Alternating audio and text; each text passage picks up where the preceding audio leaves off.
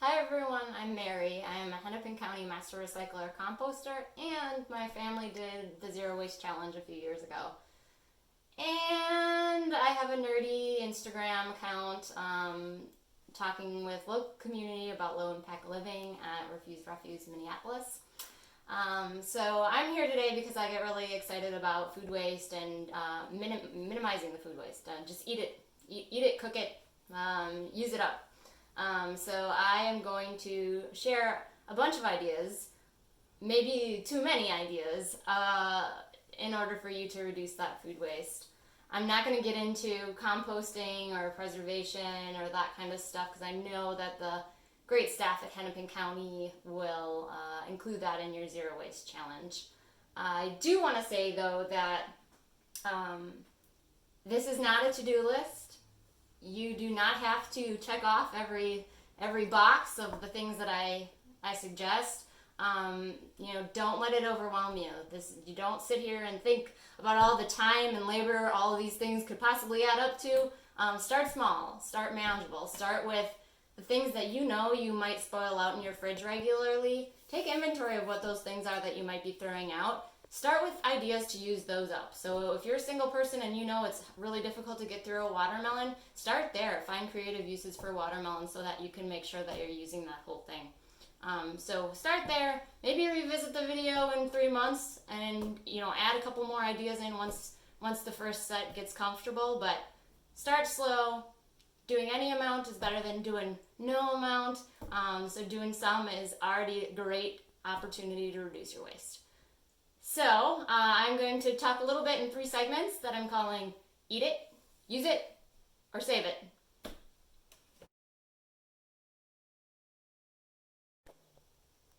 Alright, so eat it. Just eat it. There's a lot of tips you can do to prolong the life of your vegetables. Like storing carrots in water, celery in water, or putting herbs in water like a bouquet, or storing your bread in the microwave. There's all kinds of things you can do with food to prolong their life, but I'm just going to kind of focus on in this section is just eating it. just to eat the whole thing basically. So eating more of the vegetable so that you maybe aren't wasting just parts and pieces. So one is stems. So stems like broccoli and cauliflower, you can eat the stems and they're actually delicious. I super love eating the broccoli stems. It's like an extra bonus vegetable in my stir fry. It's just like this thin, crispy shell. Sometimes with broccoli stems I do like to maybe peel away the woody a little bit or just trim off the very butt of it. But that whole stalk is totally edible, and especially if you're throwing it in soups and stuff. Don't throw that stem out. Other stems like kale ribs and those kinds of things. I mean, one is you can absolutely still eat it. You don't have to take it off the stem, especially if you're cooking and it's gonna soften and cook down. Just thin slicing. With collard greens you would leave the rib on. You can do that with kale too. Or if you do want to de-rib it, you have a bunch of ribs left over, treat these like little asparagus. Put them on the grill, put some salt and pepper on them, and have a little quasi-asparagus snack. So that's an option. Eat your stems. This is like free food. This is like free extra food. So another one is skins. In addition to eating your stems, eat your skins. I do a lot of fermenting in the lactofermentation world. We always actually say to only lightly wash stuff because there's a lot of good bacteria on the skins of your food, and it's that good bacteria and when I'm fermenting that I'm cultivating. So eat your skins. That's another idea, so that you're just preventing that waste. So things like potato peels, carrots, you don't need to peel these vegetables. You can absolutely eat the skins. If you're nervous about dirt and debris, you could have a vegetable scrub brush or something like that designated. If you're nervous about like pesticides, you could use a baking soda scrub wash, that kind of thing, to help get it a little cleaner for you. if your kids, are picky eaters and they don't want to have mashed potatoes with potato skins on it, there are other ways of using the skins too. So one idea is to make potato chips out of the skins. So I did this recently, this morning, and I just peeled my potatoes and threw them in the oven and roasted them, and they turned into this great little crispy snack. And they're awesome. And I was just also feeling like, why not throw some carrot skins in there? So I threw just some carrot skins in, and it's delicious. They're great. So you can also just cook them to eat them. Just eat the skins. Another great one is with greens. So greens sometimes are hard to, use them all up. If your greens get wilty, you can try shocking them in ice water. If that doesn't work, or if you don't feel like even going that route, if they're wilty, they're like on their way to being cooked and softened. So just eat your wilty greens by cooking them. So just saute your wilty greens. That's like, you're like halfway through the cooking process then already. They're already soft. And then other greens like carrot tops and beet tops and radish tops. Those are all totally edible. They all have different flavors. Radish tops are kind of like peppery. Carrot tops, they're just feathery and fun and pretty. Like that's a great garnish for your leaf salads. And so definitely experiment with throwing those in your regular salads, or throwing them just in your pestos, or just toss them in with your other greens and consume it, so that you aren't throwing away that half of the vegetable, because it's completely edible. It's packed with vitamins and nutrients, and then you don't even have to put those greens into your compost. So lots of ideas to use up your greens. Along with greens is herbs. So herbs are often a challenge to use up too, because you get that big old pack and you just need like one sage leaf.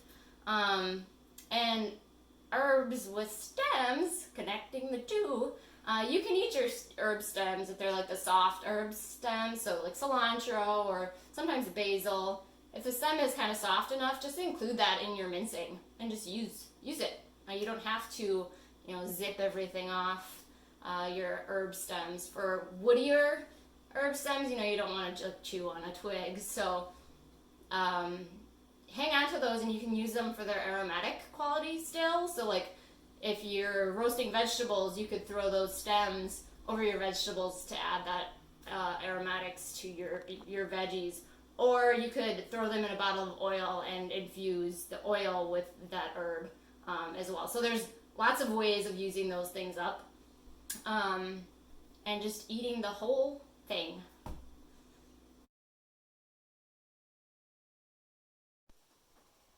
Okay, second segment, use it. So use it, I am focusing on take those bits and pieces that we don't normally discard or throw away, and use it creatively. So use it in a new recipe, save it to, use it in a recipe later, use it in a recipe right away, whenever, whatever, just use it. So use it when we're talking about peels and scraps and veggie scraps, actually, and bones and lots of things. You can save that stuff and turn it into vegetable stock or chicken stock or bone broth. So like I keep a Ziploc bag that I've had for years, and I just fill this up regularly with like all my skins, my onion skins, garlic butts, sweet potato skins, carrot skins, herb stems, again, are really great. Actually, cheese rinds, that kind of stuff is really great in broth. So I just save this, fill it up, and then maybe once a month, put it in a pot, boil it in water for an hour, and you have your own veggie scrap stock. Or you could boil the bones and have chicken stock. So hanging on to those things and finding a second use before you compost it is great. Get that second life out of it. And again, like I haven't bought vegetable stock for recipes in a couple of years. It feels like free money and free food again. So save it, use it. The way I think about what to keep for this, you can Google it, but I kind of just try to think of it as like, what would I want to put in my soups and stocks? So those classic trio of vegetables, celery ends and carrots and onions, like, that make a good stock is good for this stuff.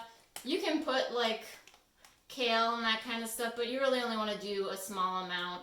Some other vegetables are just a little too bitter, or like peppers, just kind of weird things to put in there. But if you stick to the classics, you'll be good every single time. And it's kind of fun because it always tastes a little different, and it kind of reflects your cooking for that week or that month, which is fun. So on the topic of saving things to turn them into other things, apple cores and peels. So apple cores and peels, my husband would put in the eat it category, because he will take an apple and he will eat it from the bottom to the top and consume the whole entire thing. I am not willing to do that. So instead I just save my apple cores and peels in the freezer in this jar. When the jar gets full, you can make apple cider vinegar out of these bits and pieces. So getting another use out of that before you compost it. Another good peels reuse is citrus peels. If you hang on to like orange peels, lemon peels, you could infuse that in vinegar for just a general all-purpose household cleaner. That's one. And again, you could do that right away, or you could put the peels in the freezer and do it later. And I've never done it, but I've seen people that have like candied citrus peels, and dump a bunch of sugar on it, cook it low in the oven, and get a sweet treat. Try it out. Tell me how it is. What about like rinds, like watermelon rinds, pineapple rinds, those kind of things? Watermelon rinds are edible. These right here is pickled watermelon rinds. Basically what you end up doing is shaving the green part off and just kind of using the whites of the watermelon, and then you lacto ferment it. Again, you just kind of put it in salt water, and it just tastes like a pickle. So that's an option. Pineapple peels and cores. There's a traditional Mexican drink called tepache, which is fermented pineapple cores, peels, or the whole thing.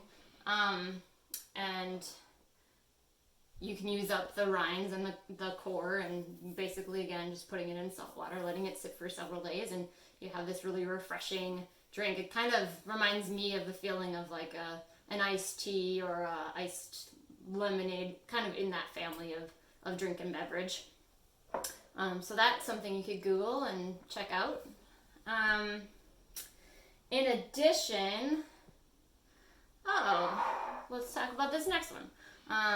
So with the greens that might be going bad, as I said in the last section, throwing all those greens together and blending it. I think this one was just kale.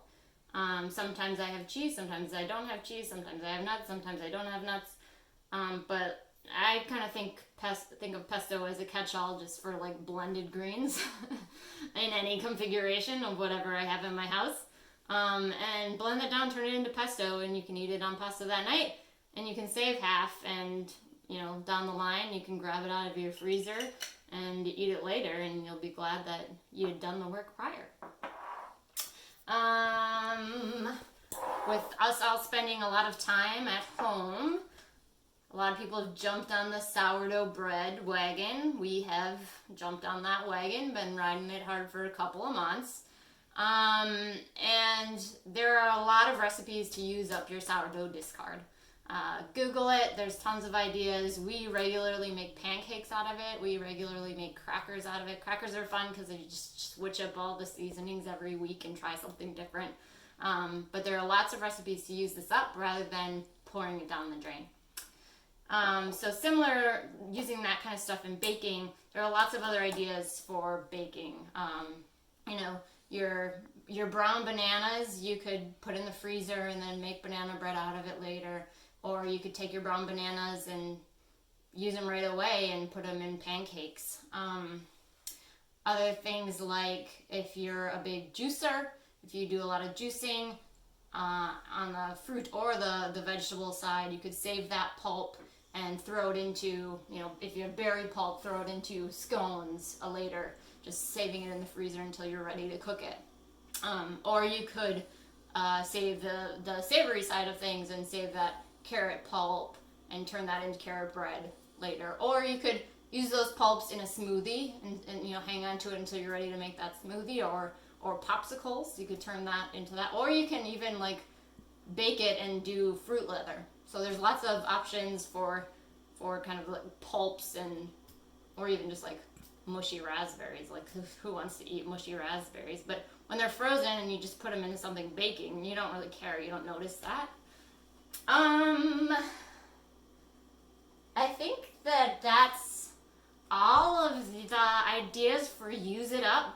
Hopefully it's just kind of sparking some creativity. If you like to be in the kitchen, it's kind of fun to like Google whatever that thing is that you're spoiling out, you're seeing yourself throw away a lot of, and Google what possibilities there are, because there's a ton. There's a lot. So use it up.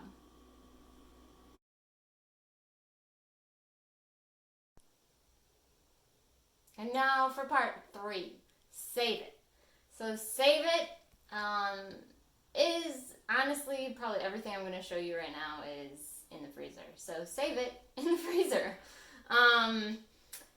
The freezer is a great tool for delaying anything that maybe is just about to go bad, and you still want to use it. You don't have time to deal with it, but you're like, oh, it's just about on the edge. Just like shove it in the freezer. So whenever you have excess of any kind of cooking, I had some excess beans that I just threw in a jar and froze some, and I'll thaw that in a couple of weeks. It'll be good for a long time. Just a quick note about freezing in glass jars. I tend to use like old spaghetti jars and that kind of stuff because glass can crack in the freezer. So I don't like to use like my mason jars, but you don't have to freeze in glass either. You can freeze in whatever you want to freeze in.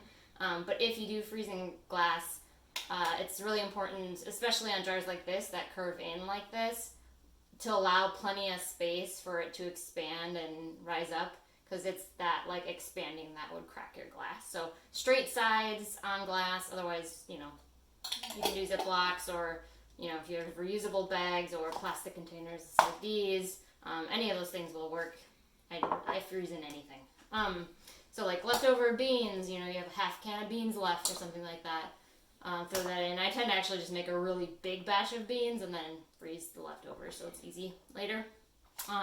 We had a bunch of beets from the garden this year that we weren't going to eat all of the beets all at one time, so I just quickly, boiled them, sliced them, and then we freeze these and thaw them out for toppings of salads or whatever, to use that up at a later date. So save it to use it later. Also, like kale. Speaking of gardening, it's harvest season. Kale's hard to sometimes use up when you're growing it. I will quickly blanch these. I just did this today. Quickly blanch for a couple of minutes, and then form them in these hockey pucks. And then I put this whole tray in the freezer just to let them freeze as individual clumps, and then toss them into a Ziploc or whatever for long-term storage. And then I just use one of those pucks, throw it into my stew, whatever, to have it later instead of now, because it's a lot of kale. So yeah, that kind of stuff. When you end up just with excess, it's too much kale, it's too much beets, it's too much anything. The freezer is really a great tool, and so utilize it as best you can. A couple other ideas, back to herbs. Herbs are always a challenge. For herbs, you can, mince them up and put them in oil in an ice cube tray. You can also freeze them in water in an ice cube tray. That's one way. So then you can keep those cubes and throw them into your saute pan, that kind of stuff. I've also done cilantro.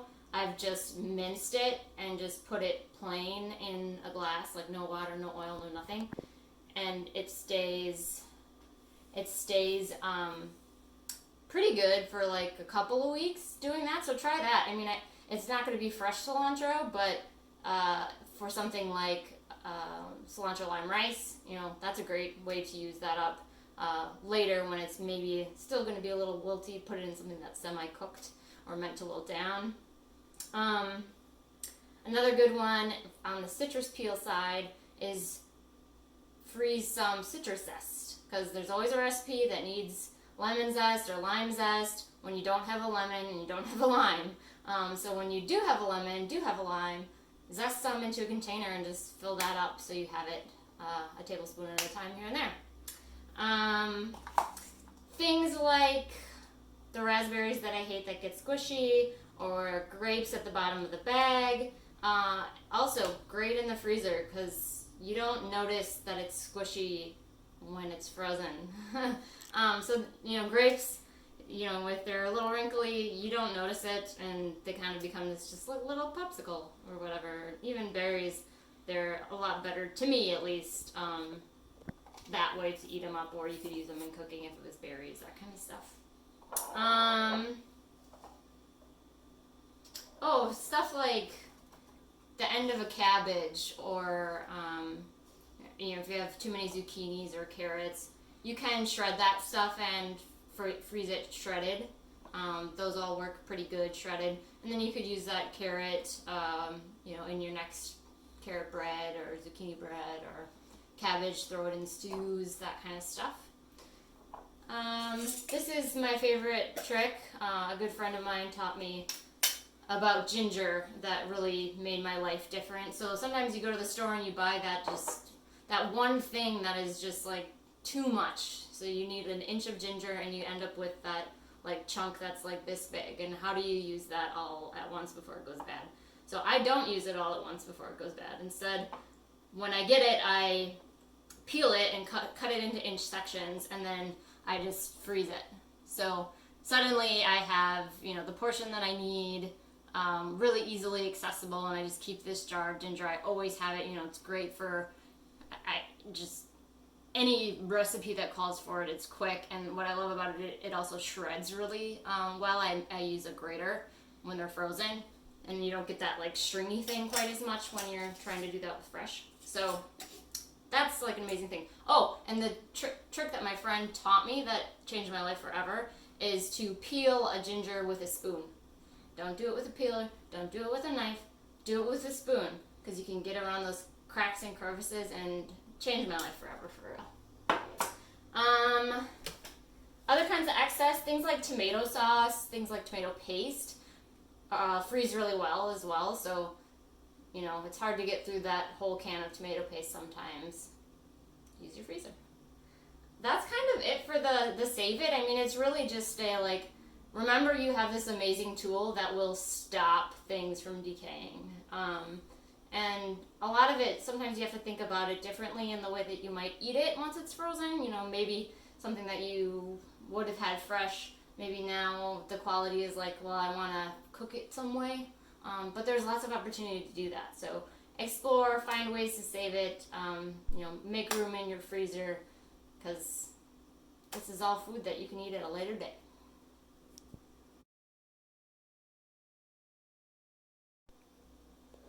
Okay, so there is a ton of ideas. I wasn't kidding when I said maybe too many. And I even forgot a ton. I could go on forever. I forgot to mention ideas if you've made your own like oat milk and nut milk to save that pulp, and you can use that baking. I forgot to mention if you have like the heart of the romaine still left, you can't go through that whole head of romaine. Throw it on the grill. Romaine's great grilled. I forgot to mention leek greens are edible. You can dice those up and throw those in your stir fries. So I mean, there's so many things, and I could talk about it forever, and I would love to. Feel free to reach out. We could talk forever. But I'll end with those and say, again, like I hope this is that I met my intention of just inspiring you and and opening that idea, like ideas and possibilities for your food. I hope I did not overwhelm you. Again, this is not a task list. You do not have to do all these things. I don't do all of these things. I'm not going to candy my citrus peels. You know, like I showed you a lot of examples, but like I've been doing this for years, finding and picking and choosing the couple of things that I have time and resource and energy and want for, you know. So sometimes it's just kind of trying those things and what things are worth the effort of doing that, because sometimes there's things that's not worth, you know, to be honest. But kind of find the things that can integrate into your routines. And as I said earlier, a great place to start is to kind of take inventory of what do you most often spoil out. So start there and find some really cool recipes and get excited, get inspired. One other piece of housekeeping, I am going to make a companion guide for this video, just listing some recipes for some of the suggestions that I made. So not my own recipes, remember I'm not a chef, but just pointing you to other resources because there's lots of them out there. Speaking of other resources, some of my favorites around saving food waste and using up your scraps. One is SaveTheFood.com. They have a lot of great tips for preservation and, you know, meal planning and all these things. As well as my favorite blog / social media follow is Zero Waste Chef. So check that out if you want to be super inspired. Anne-Marie that writes that blog is amazing. So that's a really great resource, and feel free to reach out to me or the Hennepin County staff that you're working with for more ideas. You can find me on Instagram. I don't mind, you know, reach out and we can talk about it forever. So